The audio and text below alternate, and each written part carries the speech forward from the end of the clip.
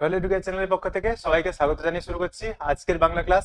আমরা বাংলা ক্লাসে আজ আলোচনা করব তোমাদের যে এবিটিএ টেস্ট পেপার ক্লাস 12 এর থার্ড সেমিস্টারে আমরা যে সিরিজ নিয়ে এসেছি পরপর আলোচনা করছি তার 3 নম্বর যে পেজটা, অর্থাৎ তোমাদের 32 নম্বর টেস্ট পেপারে 32 নম্বর পেজে যে প্রশ্নপত্রটি রয়েছে তার আলোচনা। তো বেশি কথা বাড়াবো না, চলে যাচ্ছি, চলো প্রশ্নপত্রে দেখা যাক কি আছে। প্রথম প্রশ্ন দেখো, প্রথম প্রশ্ন কি বলা আছে, আমি উকিল নহি। আমি উকিল নহি, বক্তা কে? মানে বক্তা কে? বক্তা জয়রাম মুক্তার, থাকতেই পারতো এরকম প্রশ্ন। বক্তা জয়রাম মুক্তার। আমি একজন কি পেশকার, গোলাম, মুক্তার নাকি অধস্তন কর্মচারী? কি হবে উত্তর? উত্তর হবে আমি একজন মুক্তার। পরের প্রশ্ন, আদরিণী নামনি হস্তিনী ভাড়া দেওয়া যাইবে। ভাড়া প্রতি রোজ 3 টাকা, 2 টাকা, 4 টাকা নাকি 1 টাকা? উত্তর কি হবে? তোমাদের মনে হতে পারে উত্তর হবে 4 টাকা, কিন্তু 4 টাকা উত্তর হবে না। কেন না? শুধুমাত্র হাতি ভাড়া নিলে, এই যে হস্তিনী ভাড়া, এটার জন্য কত টাকা? 3 টাকা। আর বাহুতে অর্থাৎ যে হাতি দেখাশোনা করবে তার খোরাকি বাবদ 1 টাকা, তাহলে টোটাল 4 টাকা। যদি বলতো মোট কত টাকা, তখন হতো 4 টাকা, কিন্তু এখানে কি উত্তর হবে? 3 টাকা। পরের প্রশ্ন দেখো কি বলা আছে, মুখোপাধ্যায় মহাশয়ের হৃদয়খানি অত্যন্ত। মুখোপাধ্যায় মশাই বলতে জয়রাম মুখোপাধ্যায়। তার হৃদয় কি ধরনের ছিল? সে একটু বদরাগী প্রকৃতির ছিল যৌবনে, কিন্তু তার হৃদয় আসলে কোমল এবং স্নেহপ্রবণ। 4 নম্বর প্রশ্ন, মুক্তার মহাশয় তাহার বৈঠকখানার বারান্দার বেঞ্চিতে বসিয়া তিনি কি করছিলেন? বেঞ্চিতে বসে তামাক খাচ্ছিলেন, দুধ খাচ্ছিলেন, হুকা খাচ্ছিলেন এবং দোক্তা খাচ্ছিলেন। কি হবে উত্তর? উত্তর হবে তামাক খাচ্ছিলেন তিনি বসে। 5 নম্বর প্রশ্ন দেখো, সন্ধ্যার কিছু পূর্বে জয়রাম বৈঠকখানায় বসিয়া দাবা খেলা দেখিতেছিলেন, পাশা খেলা দেখিতেছিলেন, শতরঞ্জ খেলা দেখিতেছিলেন নাকি তাস খেলা দেখিতেছিলেন? তোমরা এটার উত্তর জানো, পাশা খেলা তিনি দেখছিলেন। পরের প্রশ্ন চলে যাচ্ছে দেখো।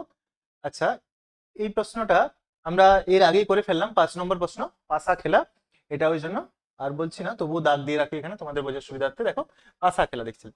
6 নম্বর প্রশ্ন কি বলা আছে, যখন মানুষ বেঁচে থাকে তখন কি হয়?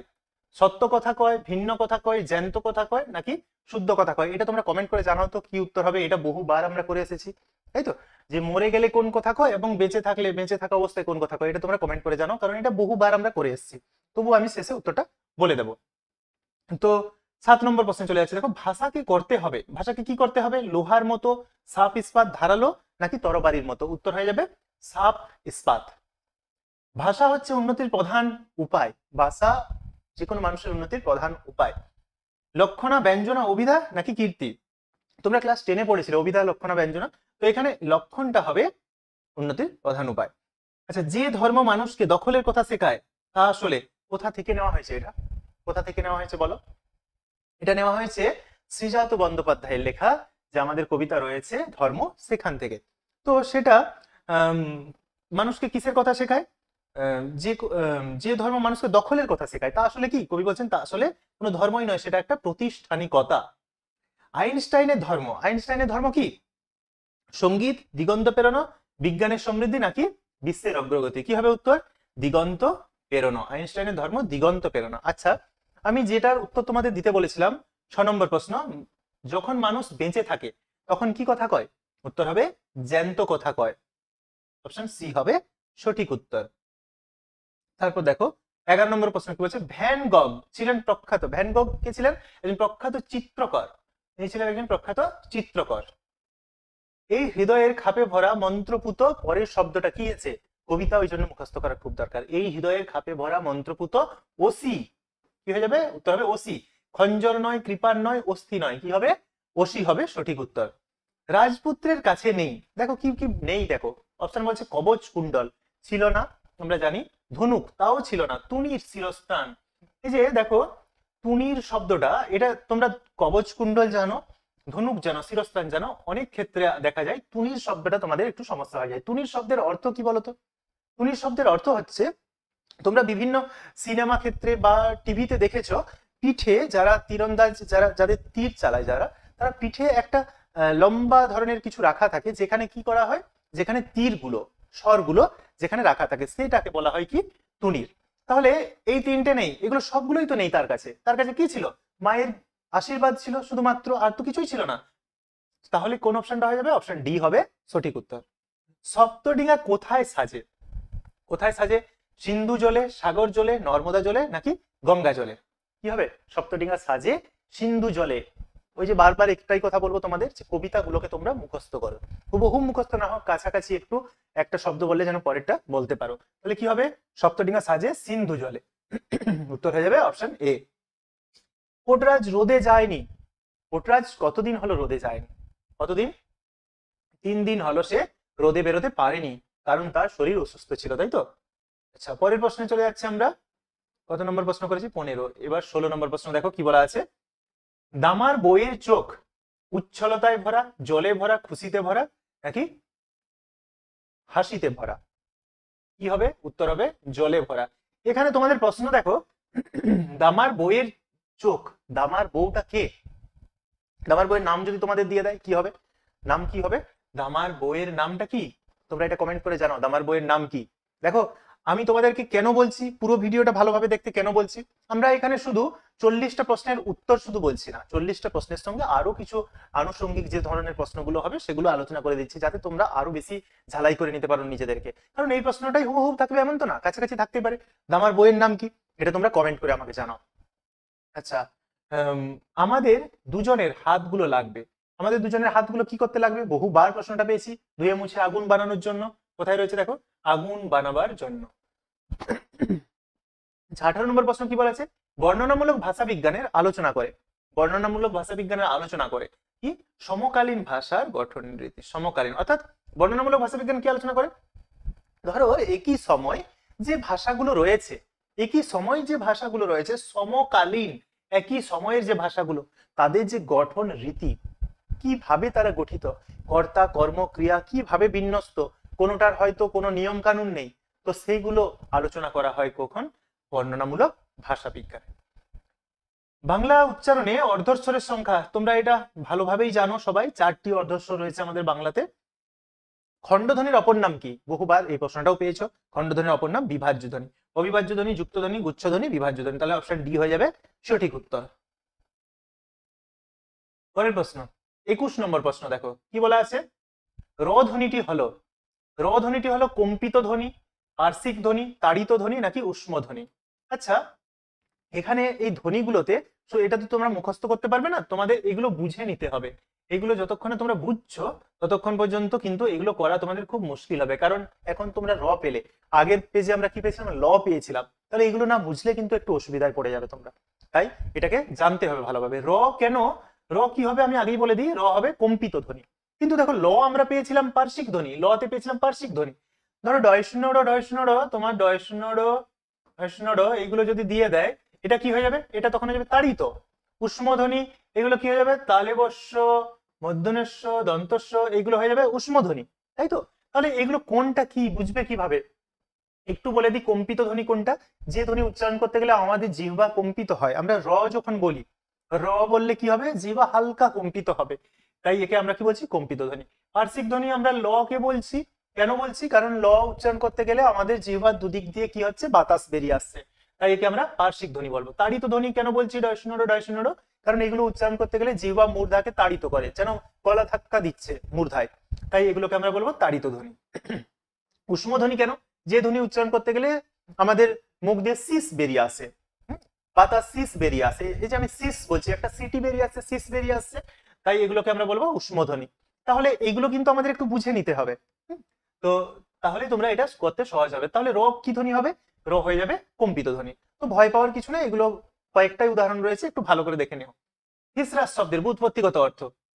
থিসরাস শব্দের ব্যুৎপত্তিগত অর্থ তোমরা বহুবার পেয়েছো, এটাও একটু কমেন্ট করে জানাও তো কি হবে, আমি একটু পরে বলছি। এটা বিশ্বকোষ, রত্নাগার, জ্ঞান ভান্ডার, নাকি অভিধান? আচ্ছা, এর ক্ষেত্রে আরেকটা বলে দিই, আমি একটু আগেই বলেছি দামার স্ত্রীর নাম কি, তাই তো? দামার স্ত্রীর নাম কি? আমরা এর আগেই আমি তোমাদেরকে জিজ্ঞেস করেছি দামার বইয়ের নাম কি।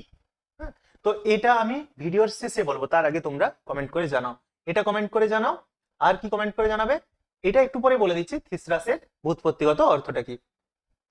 তোমরা কতটা প্রস্তুত নিজেরা সেটা বোঝার জন্য এই কথা বলছি। শব্দার্থের প্রথম ভাগটির নাম কি? শব্দার্থের আমরা জানি শব্দার্থের দুটো ভাগ, সাধারণ অর্থ এবং নিদর্শ। তাহলে প্রথম ভাগ কোনটা?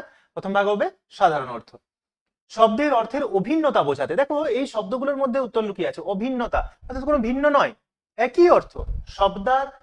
শব্দের অর্থের অভিন্নতা, একই অর্থ কোনো ভিন্ন অর্থ নয় বোঝাতে কি ব্যবহৃত হয়? শব্দার্থতা, বিপরীতার্থকতা, সমার্থকতা, ব্যাপকার্থকতা। আমরা ছোটবেলা থেকেই পড়ে আসছি সমার্থক শব্দ, একই শব্দ, শব্দগুলো আলাদা কিন্তু অর্থ এক হবে। এখানে কি বলেছে? শব্দের অর্থের অভিন্নতা, অর্থাৎ একই অর্থ, তাহলে কি হবে? সমার্থকতা হবে উত্তর। দারুণ শব্দের আদি অর্থ, দারুণ শব্দের আদি অর্থ কি ছিল? আগে অর্থ কি ছিল? কাষ্ঠ নির্মিত, অত্যন্ত নির্মম সুন্দর, উত্তর হয়ে যাবে কাষ্ঠ নির্মিত আদি অর্থ। আচ্ছা এটা বলে দিই, থিসরাস শব্দের ব্যুৎপত্তিগত অর্থ কি হবে? রত্নাগার। আচ্ছা পরের প্রশ্ন আমরা 25 করে ফেলেছি। 26 নম্বর প্রশ্ন দেখো কি বলা আছে। বাকযন্ত্রের সাহায্যে ধ্বনিগুলির উচ্চারণ আলোচিত হয়। দেখো এখানে একটু ভুল হয়ে যায় তোমাদের, ধ্বনি তত্ত্ব নাকি ধ্বনি বিজ্ঞান? উত্তর হবে ধ্বনি বিজ্ঞানে, কারণ বিজ্ঞানেই আমরা বিশ্লেষণ করে থাকি। তাহলে এই যে ধ্বনিগুলো উচ্চারণ হচ্ছে কিভাবে যে আলোচনা হচ্ছে, এটা কিন্তু ধ্বনি বিজ্ঞানের বিষয়। হাফ আখড়াই গানের জন্ম দেন, কে জন্ম দেন? মোহনচাঁদ বসু, নিধুবাবু, ঈশ্বর গুপ্ত নাকি রসিকচন্দ্র রায়? উত্তর হয়ে যাবে মোহনচাঁদ বসু। বসু বিজ্ঞান মন্দির স্থাপিত হয়, বসু বিজ্ঞান মন্দির কবে স্থাপিত হয়? 1917 সালে। আচ্ছা জারি শব্দের অর্থ কি? খুব সুন্দর একটা প্রশ্ন দেখো, জারি শব্দের অর্থ কি? আমাদের বইতে পরিষ্কার রয়েছে, এর অর্থ কি? ক্রন্দন, প্রেম বিরহ মিলন নয়, উত্তর হবে ক্রন্দন। বিশ্ব পরিচয় বিজ্ঞান গ্রন্থটির লেখক, বিশ্ব পরিচয় বিজ্ঞান গ্রন্থটির লেখক, এটা তো তোমরা সবাই জানো আশা করি। কারণ কি আমাদের যে বাংলা ভাষার যে আমাদের যে বিজ্ঞানের পাঠটা রয়েছে ভাষা সাহিত্যের ইতিহাসে, সেখানে বাঙালির বিজ্ঞান চর্চা, সেখানে একেবারে সেই পার্টের লাস্ট লাইনটাই তোমরা পাচ্ছ এই বইটি, তাই তো? তাই এটা তোমরা সবাই জানো। এই লেখককে, গ্রন্থটির লেখককে? রবীন্দ্রনাথ ঠাকুর। আমি তোমাদের এখানে আর একটা অন্য প্রশ্ন বলবো। প্রশ্নটা কি? দেখো আমাদের কাছাকাছি প্রশ্নগুলো জেনে নিতে হবে, তাই তো? এটা যেমন ইম্পর্টেন্ট প্রশ্ন, এর সঙ্গে আমি যে প্রশ্নটা বলছি সেটাও কিন্তু ঠিক তেমনি ইম্পর্টেন্ট। এই যে রবীন্দ্রনাথ ঠাকুরের বিশ্ব পরিচয় বিজ্ঞান গ্রন্থটিতে তার আমরা বিজ্ঞান মনস্কতার তো পরিচয় পেলাম, তো তিনি এই বইটি কাকে উৎসর্গ করেছিলেন? এই বইটি তিনি কাকে উৎসর্গ করেছিলেন? কোন বিজ্ঞানীকে তিনি উৎসর্গ করেছিলেন? এটাও তোমরা কমেন্ট করে জানাবে। তাহলে আমি তোমাদের কমেন্টে দুটো দিলাম কমেন্ট করার জন্য, এক হচ্ছে দামার স্ত্রীর নাম কি, দুই হচ্ছে রবীন্দ্রনাথ ঠাকুর তার বিশ্ব পরিচয় গ্রন্থটি কাকে উৎসর্গ করেছিলেন। পরের প্রশ্ন, নতুন নিয়মে পাস করা শিক্ষিত মুক্তারে কি ভরে গেছে? জেলা কোড ভরে গেছে। আগুনের ধর্ম কিসের, কি ভস্যের চরিত? আগুনের ধর্ম চিরকাল, ছিল, আজও নাকি হলো? আগুনের ধর্ম আজও ভস্যের চরিত। গান হচ্ছে কি, কান্না হচ্ছে কি, ঝগড়া হচ্ছে? কি হবে এখানে? ঝগড়া। উত্তর হয়ে যাবে অপশন ডি হবে সঠিক উত্তর। আচ্ছা তারপর দেখো, ক্রম অনুযায়ী বাক্যের পুনর্বিন্যাস করো। ক্রম অনুযায়ী কোনটার পর কি হয়েছে দেখতে হবে। আমাদের প্রত্যেকটা লাইনকে ভালোভাবে পড়তে হবে এবং বুঝতে হবে যে কোনটা আগে হবে। দেখো ভালো করে দেখো, ইহার পর আর তিনি কাছারি যান নাই, এখানে কার কথা বলা হচ্ছে? তিনি বলতে কে? তিনি বলতে এখানে জয়রাম মুক্তার। তিনি কাছারি গেলেন না কিসের পর? তিনি যখন একটা খুনের আসামির যখন তিনি পেয়েছিলেন কেস, তখন তো সেটাতে তিনি জিতেছিলেন এবং জেতার পর তিনি অনেক নামও কামিয়েছিলেন এই বুটির কাছে। তো তারপর থেকে তিনি আর জানেন। তাহলে এটা গল্পের আমরা শেষ দিকে পাই মাঝামাঝি। আদর যাও মা বামুনহাটের মেলা দেখে এসো, এটা কিন্তু আদরিনীকে যখন বিক্রি করা হচ্ছে, বিক্রি করার জন্য ব্যবস্থা শুরু হয়ে গেছে তখন, তাহলে এটাও শেষ দিকে। অবশেষে এক স্থানে বিবাহের স্থির হইল, এখানে কার বিয়ে স্থির হলো? কল্যাণীর বিয়ে স্থির হলো। লাস্ট কি বলেছে? যদি হাতি চড়ে যেতে পারি তবেই যাব। তাহলে আমরা দেখতে পেলাম এই যে লাইনটি, এই লাইনটি হচ্ছে প্রথম। কারণ কি এখানে তখনও জয়রাম মুক্তারের পীরগঞ্জের বাবুদের কাছ থেকে নিমন্ত্রণ এসেছে, তখনও তার জীবন কাহিনী এত আমরা কিন্তু পাই না। তাহলে প্রথম হয়ে যাবে 4 নম্বর। কোথায় রয়েছে দেখো? 1 2 4 এই অপশনটাতে রয়েছে প্রথম, তাহলে নিঃসন্দেহে এটা হবে। তবু আমাদের একটু দেখে নেওয়া উচিত। 1 নম্বরটা বলছে, তারপর 1 নম্বর তাহলে কি ইহার পর আর কাছারি যান নাই। 3 নম্বর বলছে অবশেষে বিবাহের দিন স্থির হলো, এবং 2 নম্বরটা লাস্ট, আদর যাও মা বামুনহাটের মেলা দেখে। সো এটা একেবারে শেষ, তাহলে এটাই সঠিক উত্তর। বুঝতে পারলে? আচ্ছা তোমরা কমেন্ট করে জানাও ক্লাসটা কেমন লাগছে। তোমরা লিখলে যদি ভালো লাগে তাহলে আমাদের খুশি লাগে। তো দেখো, সত্য মিথ্যা নির্ণয় করো। কি বলা আছে? দুর্পথ মঙ্গল শুক্রবারে দেবী মারিয়ায়ের উপোস করে। এখানে দেখো তোমাদের একটা জিনিস খেয়াল রাখার কথা বলি, মারিয়ায়ের উপোস করে এটা তো ঠিক কথা, এখানে খেয়াল রাখতে হবে মঙ্গল শুক্র দুটো বার। তোমাদের যে কোনো সময় এটা মঙ্গলটা সোম করে দিতে পারে, বা বুধ করে দিতে পারে, শুক্রটা শনি করে দিতে পারে, তখন কিন্তু খেয়াল রাখবে ওটা কিন্তু মিথ্যা হয়ে যাবে। দুর্পদ উপোস করছে ঠিক আছে, কিন্তু বারটা খেয়াল রাখতে হবে। তো যাই হোক, এটা ঠিক আছে। দেবীকে গঙ্গা জলে স্নান করানো হয়। দেবীকে কি গঙ্গা জলে স্নান করিয়েছিল? গঙ্গা জলে তো স্নান করায়নি। কিসে স্নান করিয়েছিল বলো তো, তোমরা বলতে পারবে? দুধ দইতে স্নান করিয়েছিল। প্রতি কৈশিকী অমাবস্যায়, দেখো কৈশিকী অমাবস্যায় দেবীর সামনে স্নানের পর ভেজা শাড়িতে গড়ান দেয় দুর্পদ। ভেজা শাড়িতে গড়ান দেয় দুর্পদ, এটা তো ঠিক, কিন্তু কৈশিকী অমাবস্যায় নয়। কি হবে? আষাঢ় অমাবস্যায়, আষাঢ়ের অমাবস্যায়। তাহলে এটাও ভুল হয়ে গেল। মারিয়ায়ের কপালে হলুদ কুমকুম দেওয়া হয়, এটা ঠিক। তাহলে সত্য মিথ্যা, মিথ্যা সত্য, আমাদের অপশন দেখতে হবে সত্য মিথ্যা, মিথ্যা সত্য। অপশন সি হয়ে যাবে সঠিক উত্তর। বোঝাতে পারলাম? আচ্ছা, পরের প্রশ্ন দেখো, 36 নম্বর প্রশ্ন কি বলা আছে? মৃত্যু যখন নিকট হয় ব্যক্তির নতুন চিন্তা শক্তি তত ক্ষয় হয়। আমরা এখানে, এটা প্রাবন্ধিকের কথা, এটা ঠিক কথা। আমরা নিজেরাও দেখতে পাই, যখন কোনো একটা বয়স্ক মানুষ, যখন তার বয়স বেড়ে যায়, মৃত্যুর কাছাকাছি যখন পৌঁছে যায় সেই মানুষটি, তখন তার চিন্তা শক্তি কিন্তু কমে যায়, সে বাচ্চাদের মতো অবস্থা হয়ে যায়। তাহলে চিন্তা শক্তি ক্ষয় হয়, ঠিক। গয়না নাক পুড়ে ঘাড় পুড়ে তারকা রাক্ষসী সাজিয়ে দিল, মনে হবে আপাত দৃষ্টিতে দেখলে এটা ঠিক, কিন্তু ভুল রয়েছে। কোথায় ভুল রয়েছে জানো? কোথায় ভুল রয়েছে? তারকা রাক্ষসী। কি রাক্ষসী হবে বলতো? তারকা রাক্ষসী নয়, এখানে ব্রহ্ম রাক্ষসী।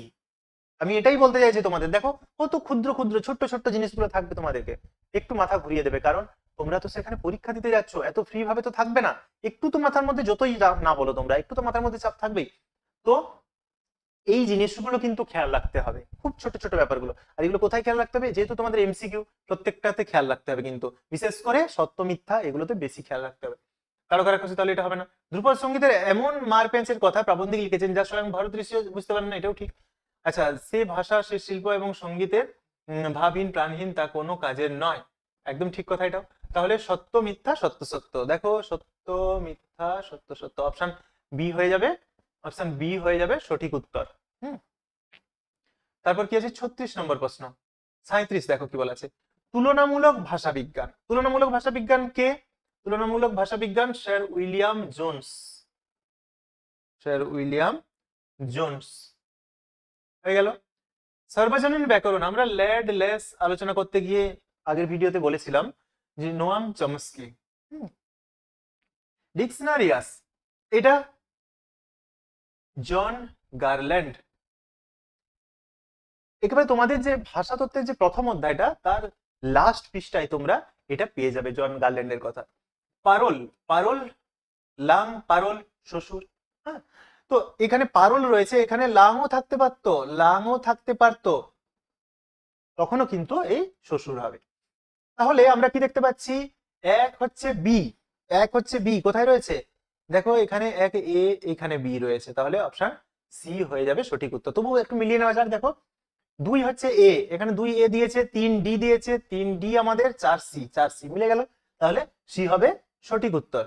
পরের প্রশ্ন দেখো কি বলছে? মোর প্রিয়া হবে এসো রানী, কি ধরনের সঙ্গীত এটা? তোমরা এই লাইনটা পড়লেই বুঝতে পারছো যে এটা কি ধরনের হতে পারে। মোর প্রিয়া হবে এসো রানী, গানটার মধ্যে একটা প্রেম প্রেম ভাব আসছে না? তাহলে এটা কি? এটা একটা প্রেম সঙ্গীত, তাই তো? দেখো আমি তোমাদেরকে একটু মজার ছলে বলছি কথাগুলো, যাতে তোমরা বুঝতে যাতে সুবিধা হয়, তোমরা ভাবতে পারো যে এটা কি প্রেম প্রেম ভাবেলো। দেখো এখানে বলা হচ্ছে না মোর প্রিয়া হবে এসো রানী, তাই আমি এটা বললাম কি এটা প্রেম প্রকৃতি, যাতে মনে রাখতে তোমাদের সুবিধা হয়। দেখো অঞ্জলি লহ মোর সঙ্গীতে, একটু একটু ভক্তি ভক্তি ভাব আসছে, অঞ্জলি লহ মোর সঙ্গীতে, কিন্তু এটা ভক্তি হবে না। কেন? দেখো বল রে জবা বল, আমরা বিভিন্ন ধরনের শ্যামা সঙ্গীতে শুনতে পাই না যে ভক্তি গীতি, জবা নিয়ে বিভিন্ন ধরনের, তাহলে এটা হয়ে যাবে ভক্তি গীতি। এটা কি হয়ে যাবে? এটা হয়ে যাবে রাগাশ্রয়। হুম। আর এটা তোমরা বুঝতেই পারছো, রমজানের ওই রোজার শেষে, রমজান, রমজান শব্দটা কোন ধর্মের? ইসলাম ধর্মের, তাহলে এটা কি হয়ে যাবে? ইসলামী সঙ্গীত। আর এটা হয়ে যাবে বল রে জবাব বল, এটা হয়ে যাবে ভক্তি গীতি। তাহলে দেখো আমি এখানে একটু একটু এলোমেলো করে দিলাম, তোমাদের বুঝতে অসুবিধা হবে, তো বলে দিচ্ছি। এক হবে ডি, এক হবে ডি, এক ডি আছে এখানে। 2 হবে সি, 2 সি। 3 হবে বি, 3 বি। 4 হবে এ, তাহলে এই অপশনটা ঠিক হবে এ। এক্ষেত্রে তোমাদের আরেকটা কথা আমি বলি, আরেকটা কথা আমি বলি এখানে তোমাদের কি, দেখো এই যে গানগুলো মোর প্রিয়া হবে সোরানি, অঞ্জলি লহ মোর সঙ্গীতে, রমজানের ওই রোজার শেষে বল দুজো বাবা। এই গানগুলো কার গান বলো তো? তোমরা জানো কার গান? তোমরা অবশ্যই জানো এটা কার গান। প্রত্যেকটি গান কাজী নজরুল ইসলামের গাওয়া গান। কাজী নজরুল ইসলামের গান, প্রত্যেকটা গান, কোনোটা গানই অন্য কোনো কবির নয়, প্রত্যেকটা গান কাজী নজরুল ইসলামের গান। তাহলে বলো, তোমরা পুরোটা ভিডিও যারা এই এতক্ষণ দেখলে তারা অনেক কিছু জানতে পারছো, তাই তো? শুধু ওই 40টা প্রশ্ন নয়, তার সঙ্গে আরো অনেক প্রশ্ন আমরা আলোচনা করছি। তো তার জন্য ভিডিওটা সম্পূর্ণ তোমাদের দেখতে হবে। আর একটা কথা তোমাদের তো বলেইছি, তোমরা সম্পূর্ণটা করার পর আমাকে কমেন্ট করে জানাবে যে তোমরা কতগুলো পেলে। দেখো, প্রতিদিন আমি যে তোমাদের কাছে নিয়ে আসছি আমরা যে প্রত্যেকটা সেট, যদি তোমরা প্রতিদিন দেখছো যে ভালো একটা মার্কস পাচ্ছ, আমরা বলার আগে তোমরা নিজেরা বলে দিতে পারছো এবং ভালো মার্কস পাচ্ছ, নিজের মধ্যে একটা কনফিডেন্স আসবে দেখবে। তো তার জন্য কমেন্ট করে জানাও যে তোমরা কত পাচ্ছ। প্রত্যেকেই আমাদেরও ভালো লাগবে তোমরা যদি ভালো নাম্বার পাও, তাই না? তাহলে দেখো 39 নম্বর প্রশ্ন কি আছে, নিম্নে প্রদত্ত, আচ্ছা এটা তো তোমরা জানো, আর বেশি পড়ছি না, কারণ হচ্ছে এটা কারণ আর বিবৃতি রয়েছে, তোমরা বহু প্র্যাকটিস হয়েছে এরকম। আমাদের একে অপরকে লাগবে ধুয়ে মুছে আগুন বানানোর জন্য, দুটোই তো ঠিক, তাই তো? তাহলে কি হবে, উভয়ই ঠিক এবং এর সঠিক কারণ এটাই হয়ে যাবে। কারণ কি, এখানেও ভুল রয়েছে, এখানেও ভুল রয়েছে, এখানেও ভুল রয়েছে, তাহলে এটা তো হবে না। আচ্ছা 40 নম্বর লাস্ট প্রশ্ন দেখো একটু কি বলা আছে, না হুজুর আমি উকিল নহি, আমি একজন মুক্তার মাত্র, তাও সেকালের শিথিল, এখানে শিথিল দেওয়া আছে, শিথিল হবে, যাই হোক, নিয়মের একজন মূর্খ মুক্তার। তাহলে উক্তিটির মধ্য দিয়ে বক্তার, তোমরা আগে দেখো এই যে কথাগুলো বলেছে বক্তা, এই বক্তাটা কে? বক্তাটা কে? বক্তা জয়রাম মুক্তার। তিনি কখন এই কথা বললেন? যখন তিনি একটি খুনের কেসে তিনি যখন জিতে গেলেন, তখন তাকে উকিল ভেবেছিল যে সে একজন শিক্ষিত একজন উকিল, কিন্তু তিনি তখন বললেন যে না, আমি একজন সেকেলে পুরোনো দিনের একজন মুক্তার মাত্র। তো এতে তার কোন ভাবনা প্রকাশ পেয়েছে? অতীতের গৌরব প্রকাশ পেয়েছে, আত্ম অহংকার, আভিজাত্যের গৌরব, নাকি দাম্ভিকতা? তার মধ্যে এখানে কিন্তু কোনরূপ অহংকার ছিল না। তিনি অতীত দিনের একজন মানুষ, অতীতে তিনি যে বড় বড় কেস লড়াই করেছেন, সেই গৌরবটাই তার এখানে প্রকাশ পেয়েছে। তাহলে কি হয়ে যাবে? অপশন এ হবে সঠিক উত্তর। আচ্ছা, এই ছিল 40টা প্রশ্ন। তোমাদের একটা আমি প্রশ্ন বলেছিলাম, যেটা তোমাদের কমেন্টে জানাতে বলেছিলাম, প্রথমেই ছিল কি প্রশ্নটা বলো তো? প্রশ্নটা ছিল দামার স্ত্রীর নাম কি? দামার স্ত্রীর নাম কি বলে দেবো বলেছিলাম, দামার স্ত্রীর নাম পোর্টরাজ। তো এই ছিল আলোচনা। যদি ভিডিওটা ভালো লাগে অবশ্যই আমাদের সঙ্গে জুড়ে থাকো। ধন্যবাদ শেষ পর্যন্ত দেখার জন্য।